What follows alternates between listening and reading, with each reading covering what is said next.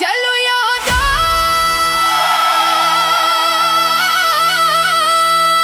देवघर धाम भोला बाबा बजोलन नाम। हर हर महादेव, हर हर महादेव। बोल बम गंगा जलला कांवड़ उठाबू, बैद्यनाथ पर जल चढ़ाबू, सब मिली बोलो हर हर महादेव। बोल बम बोल बम, बोल बम, अजय बाबा बैद्यनाथ। बोल बम, बोल बम। दोस्त कहलक तैयार भजा, सावन आबी गेल यार। भगवा गमछा भगवा कपड़ा, चलू करबू भोला के दरबार। कांवड़ सजाबू फूल माला से, डमरू बाजत रात दिन। देवघर धाम पहुँचब सब मिली, भोला पूरा करत थिन मन। डीजे जयकारा, 1 2 3 4 भोला बाबा के जयकार। हर हर महादेव। बोल बम, चलू यो दोस्त देवघर धाम, भोला बाबा बजौलन नाम। हर हर महादेव। बोल बम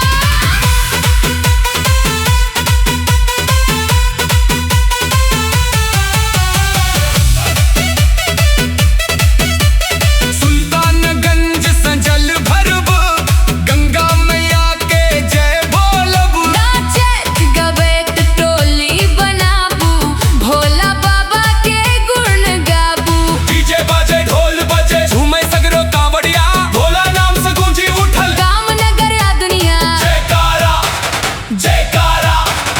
1 2 3 4 भोला बाबा के जयकार। हर हर महादेव। बोल बम, बोल बम, चलू यो दोस्त देवघर धाम, भोला बाबा बजौलन नाम। हर हर महादेव। बोल बम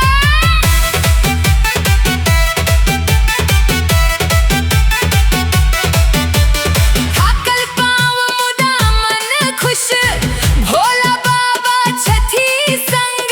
हर कदम पर जयकार गूंजे, भक्ति में रंगल अंग।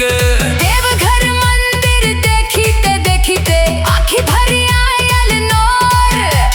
जल चाह के सब मित्र कहलक, फिर आएब अगिला बरिस जरूर।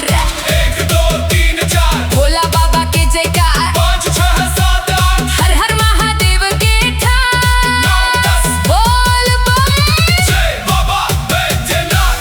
चलू यो दोस्त, चलू यो दोस्त, चलू यो दोस्त देवघर धाम, भोला बाबा बजौलन नाम। हर हर महादेव। बोल बम जय बाबा बैद्यनाथ।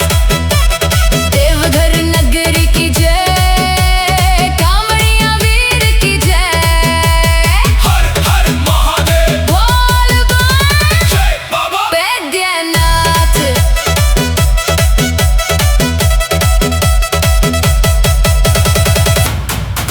देवघर धाम,